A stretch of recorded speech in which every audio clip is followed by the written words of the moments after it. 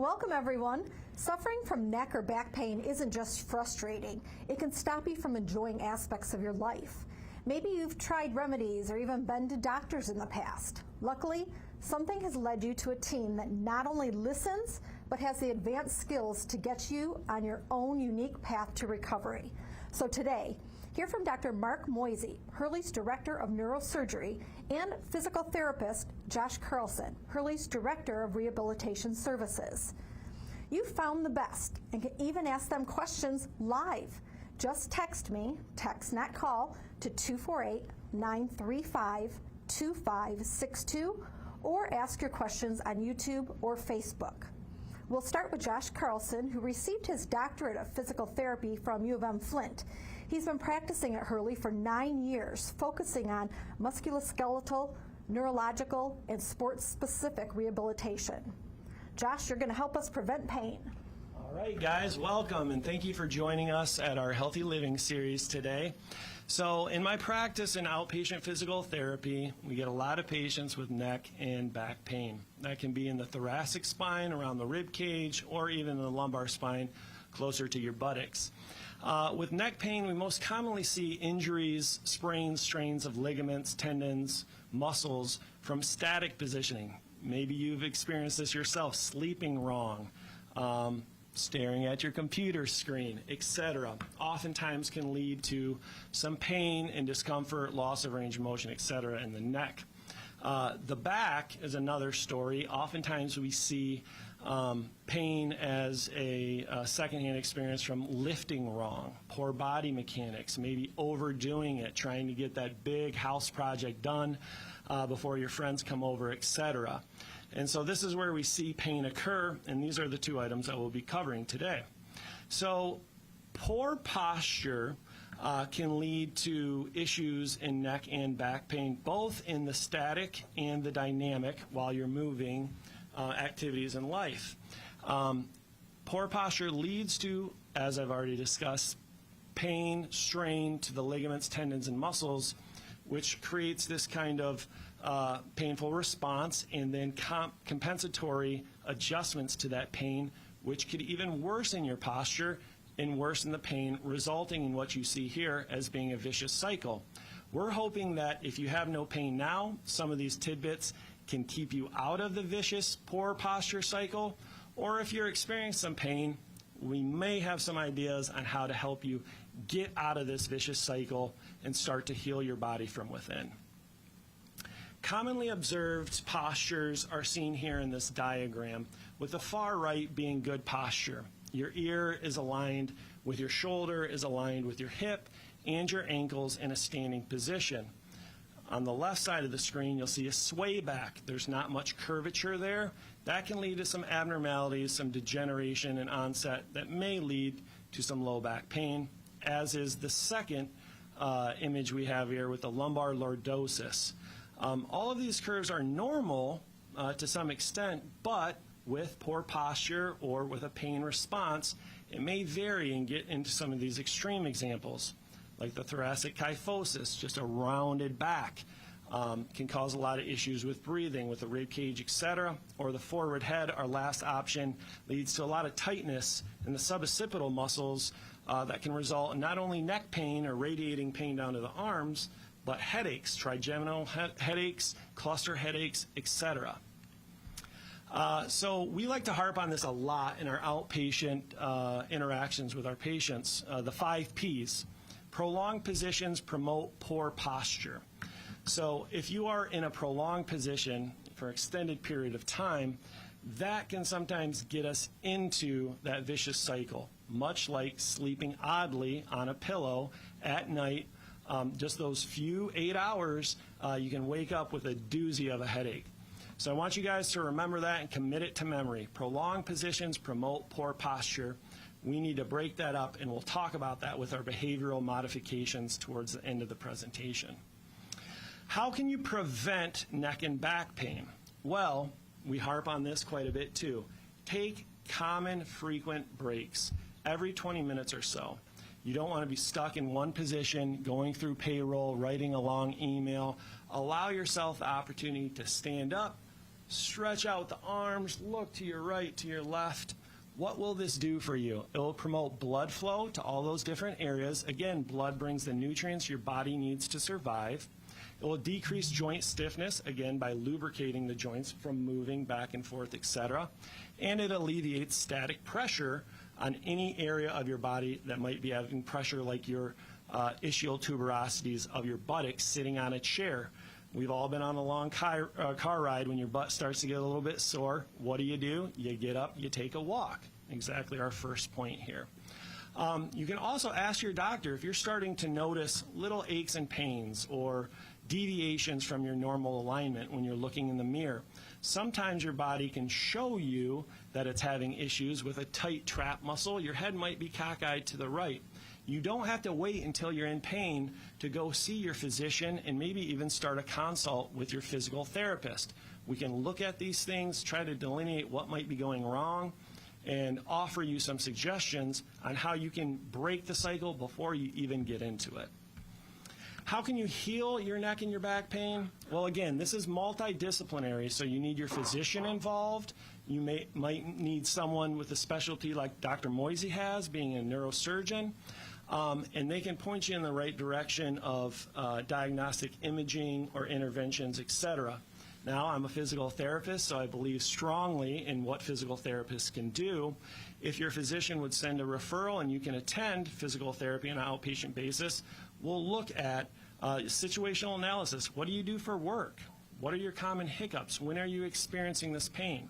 We can re-educate those postural muscles, core strengthening, stretching, etc., to get you back to a balance where your body wants to be and hopefully break out of this vicious pain cycle. So if any of those sound like you, we have a wonderful team at Hurley Medical Center. We have multiple sites around Genesee County area, serving the greater Genesee County area and surrounding counties. I would implore you to call our number at 810-262-2350 to see if we can get you set up for an evaluation at your earliest convenience and help break you out of this vicious neck and back pain cycle. Okay, questions for Josh? Ask now on Facebook, YouTube, or by texting me at 248-935-2562. Okay, so someone's asking, would a better office chair reduce back pain? It very well could. We just did a segment on Medical Monday today. An important part of sitting behind any computer desk is your lower extremity, that you're not too far up or too far down. You want your knees to be bent at a 90 degree, and you want your hips to be bent at a 90 degree. So that chair can offer you the ability to go up and down so you have good orientation for your lower extremities. It may also offer you some lumbar support, which again is the curvature in your lumbar spine. It can ensure that you're not going to deviate from that, looking more like that sway back example that we'd given to you. So a good chair that's adequately fitted to your size, height, and weight can absolutely make a big difference in your lumbar back pain. And then to follow up on that, what about a balance ball? A balance ball. I have one in my office. It's a big Swiss ball. That offers the ability to bounce around, move around, so you're just not stuck in that one static position. A lot of us know the standing desks have gained a lot of traction over the last few years. However, standing in a static position can be just as detrimental as staying in a sitting position. So even when you're standing, if you have a standing desk, you still need to move. You can shift your weight from left to right, turn, twist, lubricate those joints, stay active. Absolutely would make a big difference, and a Swiss ball to sit on helps do that in the sitting position. And then what about driving? So many people are laying way back in their car. Is there a best position there? Yeah, so our recommendations when you're at a workstation or in sitting, again, the hip and the knees around 90 degrees. At your hip itself and how you reside here, you can go back a little bit further maybe going into 110 degrees to 115. You don't want to go too far back though, because then you promote some slippage of the disc and might irritate a nerve if it's a common position for you if you're a truck driver. But if it's a regular car drive, about 100 degrees or so, switching that alignment, playing with the car seat and adjusting it for that longer car trip, stopping at rest areas, walking around, getting some exercise are all good techniques to avoid an inflammatory response on your low back. Okay, great. Thanks so much. Thank you. Now we have Hurley's Director of Neurosurgery, Dr. Marc Moisi. We are very fortunate Dr. Moisi has moved his practice from Detroit to be more centrally located for the patients who seek out his expertise from all over the state. Fellowship trained as a complex and minimally invasive spine neurosurgeon, Dr. Moisi has written more than 45 peer-reviewed publications and multiple book chapters. He is a research associate for the Seattle Science Foundation. His philosophy isn't to jump to surgery. He's going to get you healed in the way that makes the most sense for your needs. If you have questions for Dr. Moisi, you can text them to 248-935-2562 or post wherever you are watching. Dr. Moisi? Thank you for having me. I really enjoy this venue to reach out to a lot of people in our community. First and foremost, we are building a multidisciplinary team here for all our patients in the community and Northern Michigan to help them with all their spine problems. So I'm going to go through a brief presentation here to kind of explain how we're building this multidisciplinary team, and please feel free to answer and send all your questions, and I'm going to be more than happy to answer all of them. So when do we try to see a neurosurgeon? So let's do a quick review. The spine involves the multiple areas. It has the cervical, which we refer to as our neck, the thoracic, which is our middle back, and the lumbar and sacrum, and of course the coccyx, which is our lower back. Predominantly our pain is in the cervical or lumbar and sacral area, but it could be anywhere in the back, and this is why we're here to help treat your ailments. As a brief introduction here, this is one segment of our spine. It's two bony segments with a disc in between, and a lot of people will hear that we have a bulging disc or a disc herniation. And the disc's main role is to create cushioning between the bone, because if the bone is on each other and you create a bone-on-bone situation, which is frequently considered some of the arthritis, whether it's in the front or in the back of the spine. And this is what creates some of our problems for our patients. Now, it would be nice for it to be that easy, but the spine actually has many other areas as well. This is a more complex picture, but ultimately in the middle you have where our nerves are. It's referred to as the spinal canal. In the upper spine, in the neck, and in the thoracic spine, which is the middle of your back, is where the spinal cord is. And in the lower back, where the spinal cord ends, it turns to have our nerves, and it's also known as the cauda equina, or the horse's tail. And we've got all these different bones, the spinous processes we could all feel as we touch our backs, and there are many ligaments and tendons in between. And there are also some muscles as well, as Josh very nicely illustrated in his presentation. So what is back pain?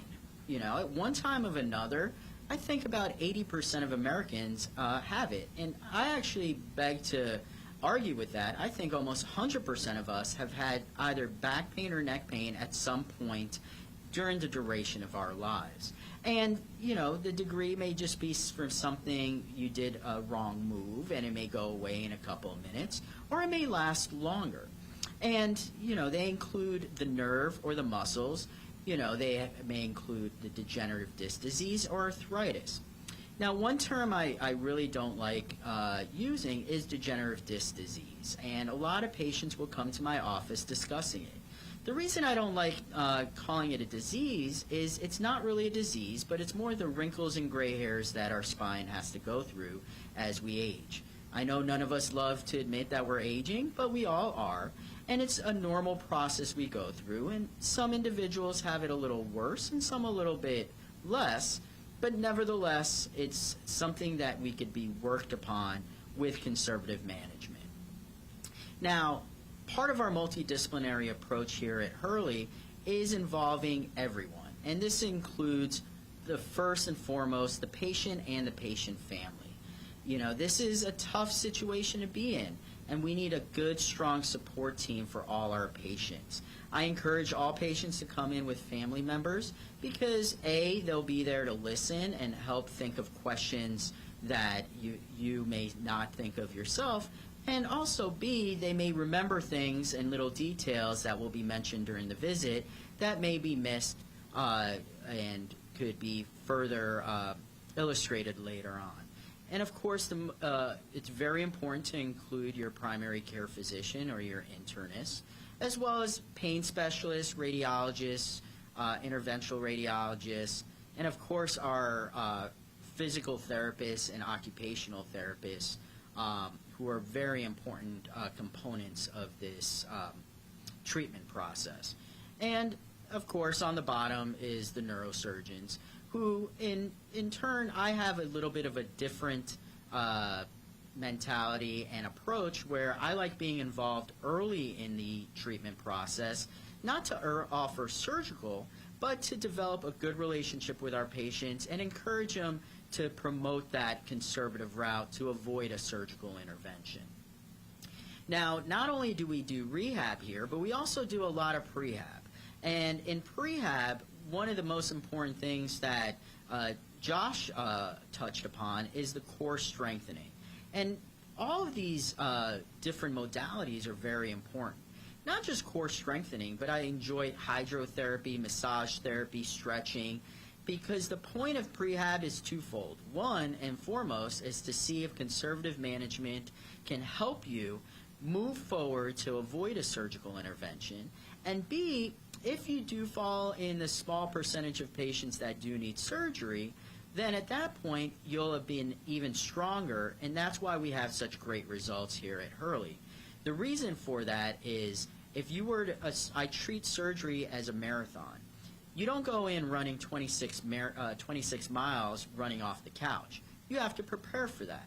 So if you prepare for that in a different technique, meaning that you run 1 mile at a time, two things happen. One is maybe you could avoid surgery altogether, but two, you will be in your best health possible should you need a surgical intervention at that point. We work very closely with our pain specialists in our community. Many different things that could be done, whether it's conservative management with some intermittent injections, and we do other bigger things such as pain pumps or spinal cord stimulators. But now, most importantly, we need to touch upon is our opioid epidemic. This is something that we live with and have to deal with, not just in the community, but as well in the medical community. And as you look, I'm actually afraid to update my slide because these are the numbers from 2016, and I feel that the numbers are going up higher at this point. And we really need to work together with our patients to really move the needle forward to get you in a healthy living. And healthy living and conservative management doesn't mean more medications, but all the different modalities, including physical therapy, to really get you better and to avoid both the opioids and the surgical option. So what do I do as a spine surgeon? The top levels are more of the stuff I will see on an elective basis in my clinic, which include the back pain, the disc herniations, deformity, stenosis, arthritis, all terms that you would hear. Now, on the lower level, or the second line, is the spinal cord injury, the trauma, and the tumors, which we will typically see more commonly on an ER setting. However, we do see those intermittently in our clinic as well, and we treat all these ailments. When you are seeing your regular physician, these are the ones that would result in more urgent surgical consultation. And these are the ones that I typically save spots for in my clinic regularly to make sure that we treat everyone in a timely fashion. In addition, if you feel that are getting weaker or having problems with your bowel and bladder, I do encourage you to go to the ER if it's off hours and not wait for the offices to open in the morning, because sometimes they are time dependent, and we want to make sure that we give you the optimized treatment as possible. Now, this is a pretty busy slide. This is more for my medical colleagues, but what we are taught as spine surgeons is to be able to approach the spine at 360 degrees. There isn't a one-all solution for every single patient, and that's why we monitor and we look at what your ailments are, and we know to optimize it and individualize the care to individual patients on each basis. And what you'll realize as a patient is sometimes, time will pass and you work with conservative management, and maybe a different technique might be ideal for you. Now, I want to change the subject a little bit, because a lot of times I am asked, well, do we really need to go the surgical route? And a lot of times the answer is no. And this book was written by one of my mentors and good friends of mine, Dr. David Hanscom. And I really think that before you would pursue a surgical option, that patients should read this book and really understand what the next steps are. So in terms of understanding it, I'm going to dial down Dr. Hanscom's book to one chart. And this chart is understanding your nervous system. In order to have a good, successful surgical option, you really need to be in the A type 1. And what I tell a lot of patients is, I don't operate on a stressed out nervous system. And what I mean by that is, let's say that you are, we go back to before we were living in buildings and in houses, and, our ancestors were living out in the forest. Now, if I told you that you would hear some rustling in the trees, what's the first thing that's going to happen? Your body automatically assumes that there's some danger there, and that's our fight or flight response. What I typically try to explain to patients is, if I glued your feet to the ground and I told you I would open the door and it would hit you in the face, what would happen? You would develop some neck pain and possibly some headaches. But does that mean there's anything structurally wrong at that time? How about if I told you to go sit in a chair on the other side of the room? I'm still going to open the door, but it doesn't hit you. Does your neck pain and headache possibly go away?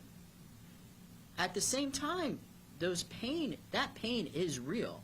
And it goes back to the fight or flight response that I was explaining earlier, that your body, until it knows it's safe, its first thing to do is try to protect you. And it will try to protect you, and pain is a protective measure for your body. And that is one thing we need to understand. You want to have a calm nervous system before you would even understand the surgical option or even go through a surgical option. In order to calm down your nervous system, that goes through the conservative management pathway that we discussed. Part of it is understanding your sleeping patterns, getting your pain under control, and getting you stronger overall. So we discussed some of the factors. Number one is quality of sleep. Are you getting enough? Think about a night that you didn't get enough sleep. How do you feel the next day? Do you feel like your normal self, or do you feel like you're getting an enormous amount of, overstimulation and possibly some pain, some headache? So quality of sleep is very important in all our spine patients. Now, the other thing is we have to understand what chronic stresses you're going through. I talk to my patients all the time. If you're going through a tough time in your life and you're having an exacerbation of your pain, this is not the time to undergo a surgical procedure. actually quite the contrary. We need to get your nervous system very well under control and get you to a point where we discussed earlier, where it's in a calm aspect of it. Level of situational stress and physical manifestation, these are all things that we really harp upon in our clinic. And of course, our commitment to our recovery. You know, the commitment to recovery is equally as important. This is a team event, and as you remember our first slide, it includes the patient. As a patient, you have to be equally as part of this team as I am part of this team, and our physical therapist and our internist. Together, we will help get your pain better, but everyone has the same skin in it, and everyone has to put in the same amount of effort. You know, sometimes I do tease my patients, and I tell them, you're going to go through physical therapy, you're going to get better, you're going to do all the hard work, and I'm going to take all the credit. But ultimately, the goal is getting you better, not how we get to that goal, but having you get back to your normal everyday life, enjoying your family, your friends, and your daily experiences. So again, to reiterate, the best patients that do go through a surgical option are the ones that have a calm nervous system, that have already done prehab and have already tried everything to get better. And then for us, surgery is the last option possible. It is something that I tell my patients that unless it's an emergency, you would need to convince me you need surgery. It shouldn't be the reverse. So, in conclusion, here at the Hurley Medical Center, we are developing a patient-centric multidisciplinary spine team. It includes all my colleagues here. I can't do this alone. We really need to all work together to get you better. We are very much minimalist, and in minimalist we mean we take care of today's problems today, tomorrow's problems tomorrow, because it may never become a problem. So we shouldn't be doing, prophylactic procedures when we could get away with doing something minimalist and getting you better and enjoying life. Okay, you can still get in a question by texting to 248-935-2562 or posting on YouTube or Facebook.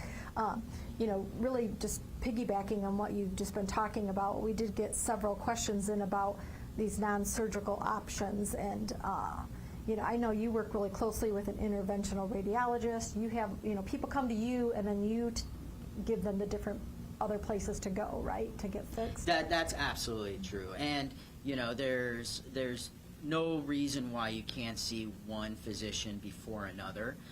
We all work very, very closely together with all the physicians in the community and even outside the community. We serve the greater Michigan area, and my patients come from south, from north, and we just work together with your physicians in order to optimize your care. I have a couple of questions here about leg numbness. Whether that, if you don't have it, does that mean you don't have sciatica? Is leg numbness a sign of, back problem, spine problem? Those are phenomenal questions. So first of all, there's a new article that's coming out that they're trying to get rid of the word sciatica because sciatica has become kind of a catch-all phrase. Sciatica came from the sciatic nerve. That's one of the nerves in your lower back. Now, you could have back pain without having the leg pain. You could have leg pain without having numbness. All of these are interchangeable symptoms that could be related sometimes to the spine, sometimes to the muscles, sometimes unrelated to one or the other. So I think the most important part of that is just being evaluated by a physician who is specialized in the spine in order to help elucidate your symptoms and see what the next steps are. I got a text in that says, please explain rhizotomy for unresolved neck pain. So rhizotomy is actually another great question. That's usually done by my pain specialist colleagues, where they burn part of the nerve and they help create a numbing sensation and taking the pain away. Andrea says her neck is out of alignment, pinches a nerve, causing migraines, headaches, nausea. Is there hope for relief for something like that? Absolutely. I mean, that is a very typical patient we see in our office. The good news with that is a lot of my patients that do come in with some of those symptoms do get better with conservative management, whether with my physical therapy colleagues, working with water therapy, and just getting those neck muscles stronger. A lot of times it's a matter of core strengthening. When you do good, solid core strengthening, you are artificially doing your surgery on yourself with your own muscles. And that's where I want to get you.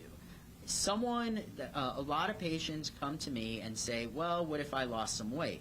Well, I think weight is very important, but even more importantly is the strength of your core muscles to be able to sustain your body and your posture battling the biggest, our biggest enemy, which is gravity.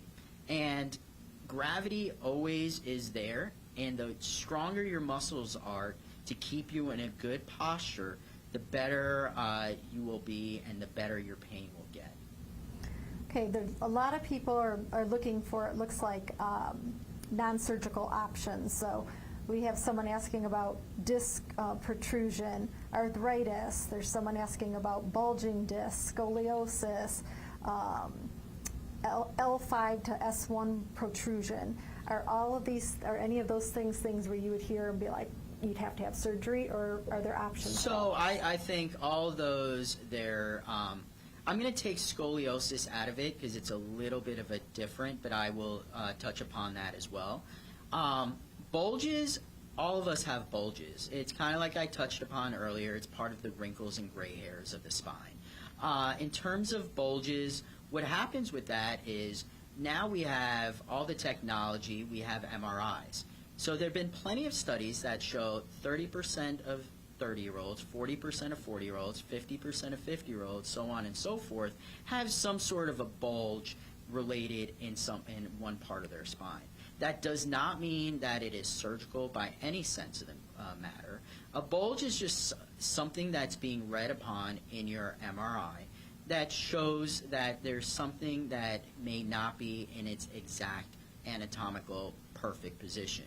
But by no stretch of the means do people need surgery for those. Those are the ones that are the perfect patients that will get better with core strengthening and physical therapy. In addition, we mentioned arthritis. Arthritis, in a similar fashion, gets better with physical therapy. There's no way to make the arthritis go away, but there are ways to control it and in order to make your days better and your activities less painful. Now, just to touch upon scoliosis sometimes it's not as simple of a answer. I will say that not all scoliosis needs surgery. The majority of it doesn't either. But it is something that you should be evaluated at least once and followed by a physician for it. Options for mild dowager's hump? I think, a lot of these are great questions. Sometimes we would need to look at your scans first. Again, good core strengthening, and physical therapy with stretching and other types of therapy are also very important and have great results for a lot of these ailments. If spinal epidural doesn't work, what kind of treatment would you suggest? Colette is asking. So the question about spinal epidurals is, first of all, did it ever help or has it never helped? Sometimes if it never has helped, it might be that we're not attacking the right area or we're not attacking the right problem. If they stop working, that at least tells me as a surgeon that if we were to do a surgical procedure at the area that you've had previous epidurals that have worked, that there's an excellent chance that you will get better with a surgical intervention. Now, just that doesn't mean you need to jump to surgery. We could continue with other different modalities of physical therapy and incorporating either massage therapy, core strengthening, or even water therapy. Can other non-surgical solutions be permanent, or do you think most of the time they're just temporary? So we all live on Earth, and we all do silly things here and there. I think no matter what, even with surgery, you may just still get exacerbations from time to time. The stronger your core muscles are and the more in tune you are with your body and the more fit you are, the less likely you will get an exacerbation. But nothing could be guaranteed to be permanent throughout the rest of your life, you know. But once you have a good core strength, you will, and you do have a mild exacerbation, you will understand your body well enough to know what the next steps are in order to avoid going down that rabbit hole, getting worse and worse, and hopefully we could turn it right back and get you back to your normal life right away. Okay, our last question really isn't a question. It comes from Emily, and she says that she just wanted to say how amazing you've been helping her husband through his horrible luck. So sounds like you did good there. Thank you. I appreciate you guys having me, and looking forward to seeing you all. Okay, well, good stuff. Hope everybody thinks that this has helped.